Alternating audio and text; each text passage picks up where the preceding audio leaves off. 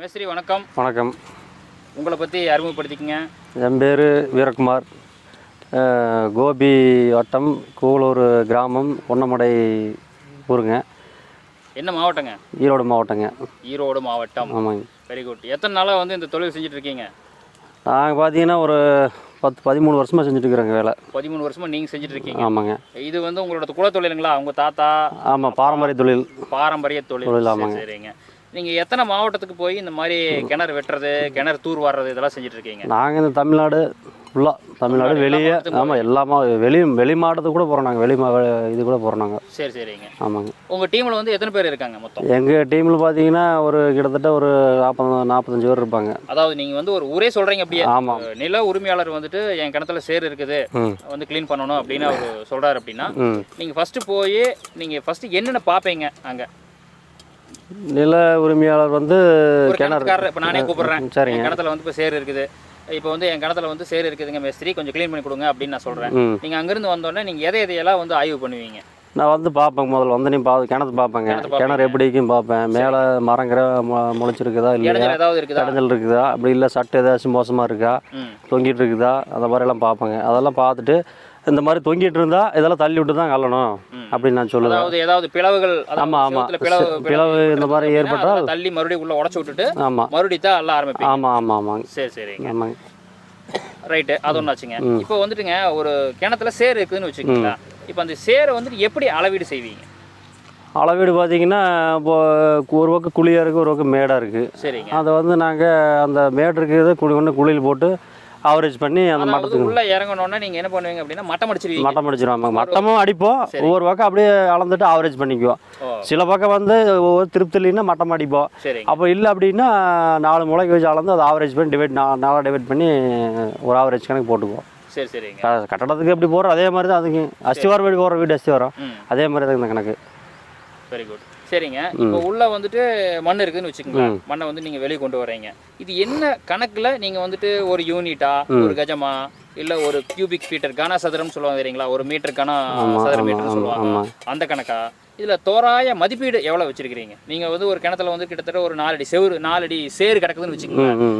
ஒரு 20க்கு 20 கிணறு, அதாவது ஒரு நம்ம நேயர்களுக்காக இந்த கணக்கு நான் கேட்குறேன். 20க்கு 20 அகலம் கிணறு, நீள அகலம் கிணறு, அதில் ஒரு 4 அடி அளவுக்கு சேர் உள்ள கிடக்குது. இப்போ இது அள்ளி போடணும் அப்படின்னா இதுக்கு தோராயமாக எவ்வளவு மதிப்பீடு ஆகும்? மதிப்பீடு ஆனால் 4 அடி 20 கிணறு 4 அடி சேர் இருந்ததுன்னா மதிப்பீடு பார்த்தீங்கன்னா ஒரு ஆழம் வந்து பார்த்தீங்கன்னா ஒரு 30லேருந்து 60 வரைக்கும் ஒரு ரேட்டு. ஓ சரி சரிங்க. நான் அதே கணக்கு போடல. ஆமாங்க. கிணற்றோடைய ஆழத்தையும் ஆமாம் ஆமாம் ஆழம் ஆமாங்க. 60 கீழே போச்சுன்னா அது ஒரு ரேட்டு. ஆமாங்க.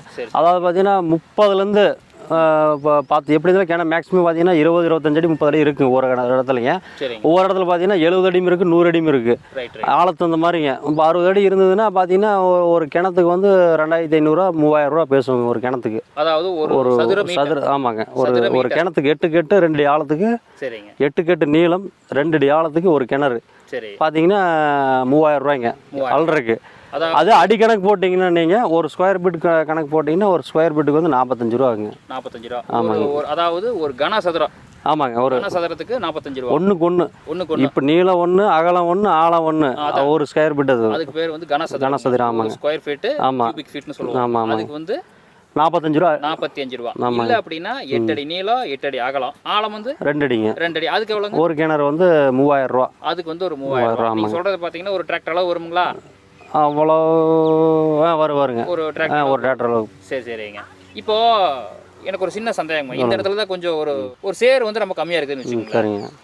சேர் வந்து கம்மியாக இருக்குது. ஒரு சேரோட மதிப்பு நீங்கள் சொல்கிற மதிப்பு பார்த்தாவே ஒரு 25,000க்கு தான் சேரே உள்ளே இருக்குது. சரிங்க. இப்போ நீங்கள் ஒரு 5-6 பேர் வேலை செய்வீங்க.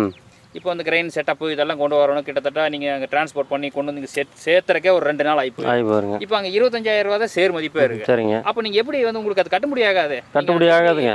அதாவது நாங்கள் 25 ரூபாய்க்கு தான் சேர் இருக்குது அப்படின்னா நாங்கள் வந்து இந்த டிரான்ஸ்போர்ட் செலவு நட்டுறதெல்லாம் அது வந்து தனியாக நாங்கள் ஒரு கணக்கு போட்டு வாங்கிக்கோங்க. அதாவது இந்த கிரைன் செட்டப்பு இதெல்லாம் ஆமாங்க பாட்டி இடத்துல, அதாவது நில உரிமையாளர் ஆமாங்க கொண்டு வந்து போட்டு நீங்கள் செட் பண்ணி சேர் அல்ற வரைக்கும் என்ன செலவாகுதோ லேபர் காஸ்ட் போட்டு வாங்கிக்குவீங்க. ஆமாங்க. அதுக்கப்புறம் சேர் அல்றது தனி. ஆமாம் தனி. இதுதான் நடைமுறைங்களா? நடைமுறை கண்டிப்பாக. ஆமாங்க. அப்படி இல்லை அப்படின்னா நாங்களே கணக்கு வந்து 25 ரூபாக்குன்னா கட்டுப்படி ஆகாதுங்க, இன்னொரு 5 ரூபா சேர்த்து கொடுங்க, ஒரு 10 ரூபா சேர்த்து கொடுங்க அப்படின்ட்டு அந்த கிணத்துக்கார்ட்ட நாங்கள் கேட்டு வாங்கிக்குவோம். சரி சரிங்க. ஆமாங்க. இப்போ வந்துட்டுங்க உள்ளே இறங்கி போய் நீங்கள் வந்து இவ்வளோ சொல்லிடுறீங்க, அதாவது ஒரு தோராய மதிப்பீடு வந்து இப்போ கடப்பாறையை உள்ள குத்தி பார்த்து எவ்வளோ அழகத்துக்கு வந்து சேர் இருக்குது, கீழே வந்து ஸ்டெட் எந்த அளவுக்கு இருக்குது அப்படின்னு சொல்லி ஒரு கணக்கு போட்டுறீங்க. கணக்கு போடும்போது ஒரு 50,000 ரூபா ஒரு 60,000 ரூபா வருதுன்னு வச்சுக்கோங்களேன், மினிமம் வருது. இப்போ அதை வந்து எப்படிங்க, அதில் வந்துட்டு ஏதாவது முன்பணமாக வாங்குவீங்களா, வார சம்பளமாக வாங்கிக்குவீங்களா?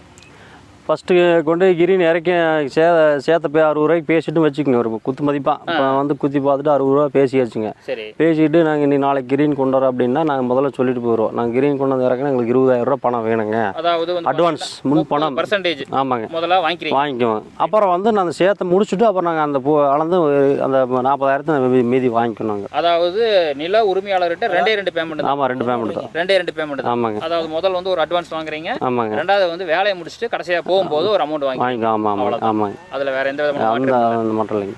சரிங்க சரிங்க. இப்போ எனக்கு வந்து ஒரு பர்சனல் கொஸ்டின் இருக்குதுங்க. சரிங்க சொல்லுங்க. இப்போ சமீப காலமாக தமிழ்நாட்டில் வந்து யூடியூப், ஃபேஸ்புக், வாட்ஸ்அப் இது எல்லாத்துலேயுமே வந்து ஒரு வருஷமாக ஒரு நியூஸ் வந்து உலாவிட்டு இருக்குது. சரிங்க. என்ன விஷயம் அப்படின்னா, இந்த மாதிரி கிணத்தை வந்து க்ளீன் பண்ண வரவங்க வந்துட்டு ஒரு அக்ரிமெண்ட் மாதிரி ஒன்று சைன் பண்ணுறாங்க. சரிங்க. சைன் பண்ணிவிட்டு ஃபஸ்ட்டு வந்து பார்த்துட்டிங்கன்னா வந்து செய்கிறாங்க, ஒரு பேருக்கு செஞ்சுட்டு அதுக்கப்புறம் வந்து பார்த்துட்டிங்கன்னா நில உரிமையாளர் கூட வந்து ஒரு சாதாரணமாக ஒரு பிரச்சனை வந்துடுது.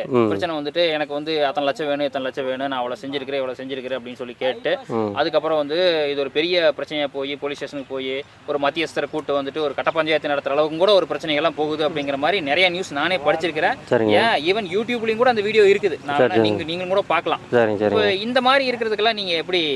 அதாவது பார்த்தீங்கன்னா சில இடத்துல அந்த மாதிரி இருக்குங்க. அதாவது எப்படின்னா ஒன்று இந்த கிணத்துக்காரர் வந்து கொஞ்சம் ஒரு அப்படி இப்படின்னு இருப்பாங்க, அந்த மாதிரி பிரச்சனை வரலாம். இல்லைன்னா நாங்கள் சேர் எடுக்கிற ஆளு அந்த மாதிரி பிரச்சனை பண்ணலாம், அந்த மாதிரி இது வரும்.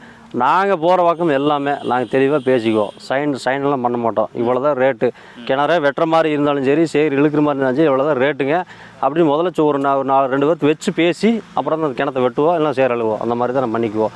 இதுனா வரைக்கும் அந்த மாதிரி பிரச்சனை நாங்கள் பார்த்ததும் இல்லை, நாங்கள் அதை செஞ்சதும் இல்லைங்க. இல்லைங்க. நீங்கள் வந்து நான் என்ன சொல்ல வரேன் அப்படின்னா, நீங்கள் அந்த மாதிரி இல்லை. சரிங்க. நான் வந்து இந்த நில உரிமையாளர் தான் கூப்பிட்டுருக்காரு, இந்த மாதிரி ஒரு நல்ல விஷயம் பண்ணிட்டு இருக்காங்கப்பா, வந்து நீ வீடியோ எடுன்னு சொல்லி அவர் கூப்பிட்டதுனால தான் வந்து நான் எடுத்துட்டு இருக்கேன். மேஸ்திரிங்க, எனக்கு வந்துட்டு 2வது கேள்விங்க. இப்போ வந்துட்டுங்க நம்ம புது கிணறு வெட்டுறதுக்கு கூப்பிட்றாங்கன்னு வச்சுங்களேன். தற்போதைய சூழ்நிலையில யாரும் புது கிணறு வெட்டுறதில்லை, அது உங்களுக்கே தெரிஞ்ச விஷயம். ஒன்று பழைய கிணத்தை ஆழம் பண்ணுவாங்க, இல்லை அப்படின்னா சேர் எழுவாங்க. இது 2 தான் 90% போயிட்டு இருக்குது. ஏதாவது ஒரு 10%, அதாவது நீர்பிடிப்பு அதிகமாக இருக்கிற ஏரியாவில் வந்து பார்த்துட்டிங்கன்னா கிணறு வெட்டுவாங்க. அப்படி கிணறு வெட்டுறப்போ ஒரு கிணறு வெட்டணும் அப்படின்னா எவ்வளவு தான் செலவாகுது அப்படிங்கிறது ஒரு தோராயமாக சொல்லுங்கள். புது கிணறு பார்த்தீங்கன்னா 16க்கு 16 வெட்டினீங்கன்னா 4 கிணறு ஆகுது அகலம். சரிங்க. அதை வந்து புதுசாக வெட்டும்போது ஒரு 60 அடிக்கு வெட்டும்போது பார்த்தீங்கன்னா 5 லட்ச ரூபா ஆகுங்க மொத்தமாக. எங்களுக்கு சார்ந்தது அது. உங்களுக்கு சார்ந்தது? ஆமாம். நாங்கள் மார்க் பண்ணி நாங்கள் ஜேசி போட்டு எடுத்து எல்லாம் 60 அடிக்கு மேலேருந்து பூமியிலேருந்து 60 அடிக்கு காமிச்சோன்னா 5 லட்ச ரூபா. 16க்கு 4 கிணறு மட்டுங்க. அப்புறம் கிணறு அகலம் பொறுத்தளவுக்கு இருக்குது. கொஞ்சம் பெருசாக இருந்து இன்னும் ஹெச்சாக, கம்மியாக இருந்து இன்னும் கம்மியாக, அந்த மாதிரி வருங்க. சரிங்க. இது வந்து நீங்கள் 5 லட்ச ரூபாய்ன்னு சொல்கிறீங்க இல்லையா? ஆமாங்க. இப்போ வந்து பார்த்தீங்கன்னா 60 அடி ஆழத்துக்கு 4 சதுரம் சொல்லிட்டீங்க. இப்போ நார்மலாக வந்துட்டு இந்த ஓடக்கல்ல இந்த மாதிரி இருந்ததுன்னா ஈஸியா வந்து வேலையாக. ஆமாம். இதே கருங்கலரா வந்து மாட்டி வச்சுன்னு வச்சுக்கோங்களேன், வெட்டி தான் அவனுங்க. கருங்கல் வந்து மாட்டிடுது. சரிங்க. என்ன பண்ணுவீங்க? அப்போ 5 லட்ச ரூபாய்க்கு நான் பேசணும் பார்த்தீங்களா, ஒரு 10 அடிக்கு நல்லா மண்ணாக போகுது, ஒரு 40 அடிக்கு 50 அடிக்குமே போகிற கருங்கலாக போகுது. அப்படி பார்க்கும்போது வந்து ஒரே மட்டமாக இருந்தால் ஒன்றும் ஒரு மட்டங்கள் இருந்தால் ஒன்றும் பிரச்சனை இல்லைங்க. ஒரே பாறையாக இருந்தால் ஒன்றும் பண்ண முடியாது. அப்போ வந்து மறுபடியும் நாங்கள் கிணத்துக்கார்ட்ட பேசி தாக்கணுங்க. மறுபடியும் வந்துட்டு ஆமாம், மறுபடியும் கொஞ்சம் சேர்த்து கொடுங்க. ஆமாம், இந்த குழி எடுக்காது, குழி ஆகாது அப்படின்னு சொல்லிங்க நாங்கள் எக்ஸ்ட்ரா பேசி தாக்கணுங்க. ஆமாம். அதுக்கு வந்து கிணத்துக்காரெல்லாம் ஒத்துக்குருவாங்களா?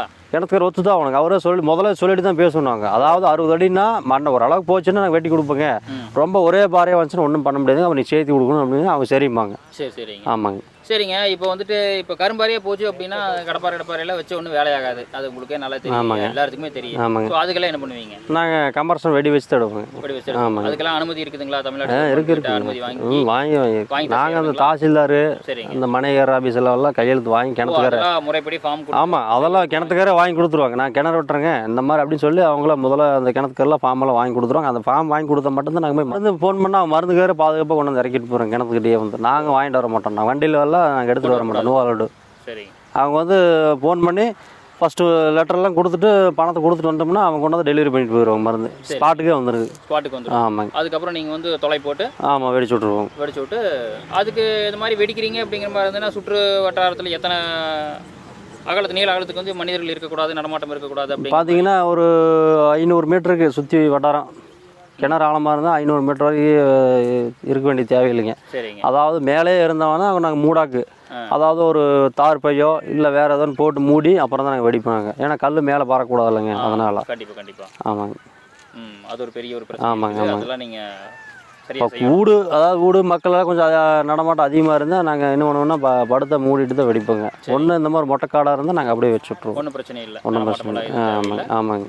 அப்படியே வச்சு விட்றலாம். ஆமாங்க. சரிங்க. இப்போ அதுக்கு வந்து அந்த மாதிரி ஒரு கருங்கல்ல ஒரு கிணறு வெட்டணும் அப்படின்னா எவ்வளவு ஆகுங்க? நீங்கள் உங்கள் கருங்கல்ல அந்த மாதிரி வெட்டினா ஒரு 3 லட்ச ரூபா சேர்த்து வருங்க. மறுபடியும் ஒரு 3 லட்சம், அதாவது 8 லட்சத்தில் போய் 8 லட்சம் நிற்கும். ஆமாங்க. சரிங்க. அதுக்கப்புறம் இந்த சுற்றுப்புற செவுறு கட்டுறதுக்கு அதெல்லாம் தனிங்களா? ஆமாம், அது தனிங்க. அது தனி. அது நீங்களே செஞ்சு கொடுக்குறீங்க? செஞ்சு கொடுத்துருங்க. சரிங்க. நாங்களும் வந்து ரொம்ப கஷ்டப்படுறோம். கிரீன் வச்சு கீழே இறங்கி ரோப்பில் கவுத்தில் இறங்கி எல்லாம் பிடிச்சி ஒரு உயிருக்கு உத்தரவாதம் தான் செஞ்சுட்டு வரோம். அதாவது எங்கள் கஷ்டத்தையுமே அந்த கிணத்து உரிமையாளரும் புரிஞ்சுக்கணும் ஆச்சுங்களா. அதே மாதிரி அவங்களும் பாவம் கஷ்டப்பட்டு கிணறு வெட்டி விவசாயம் பண்ணி அதில் வர வருமானத்தை எங்களுக்கும் கொடுக்குறாங்க ஆச்சுங்களா. கிணறு வெட்டும்போது அது தனியெல்லாம் வரதில்லை, இது விவசாயத்தில் தான் வருதுங்க. அதனால் வந்து அவங்களும் அனுசரித்து போகணும், நாங்களும் அனுசரித்து செய்யணும். அவ்வளோதான் என்னோடய கருத்து. ரொம்ப நன்றி. ஓரளவுக்கு இப்போ அட்வான்ஸாக நிறைய வந்திருக்குங்க. நான் எதுவும் ட்ரை பண்ணல. ஆனால் கிழங்கு நோய் வராத அளவுக்கு நாங்கள் வந்து வாழையை வந்து கொண்டு வரதுக்கு வந்து மெயினாக நாங்கள் கேப் விட்ருவோங்க. இப்போ இந்த வருஷம் வாழை பயிரிடுறோம் அப்படின்னா அடுத்து ஒரு 4 வருஷத்துக்கு பயிரிட மாட்டோம். இல்லைனா வேறு ரகத்தை மாற்றிடுவோம். இந்த வருஷம் பயிரிடுறோம் அப்படின்னா அடுத்த வருஷம் அதில் வேறு ரகத்தை பயிரிட்டுருவோம். அப்படிங்கும்போது உங்களுக்கு கிழங்கு நோய் தாக்குதல் அதிகமாக வராதுங்க.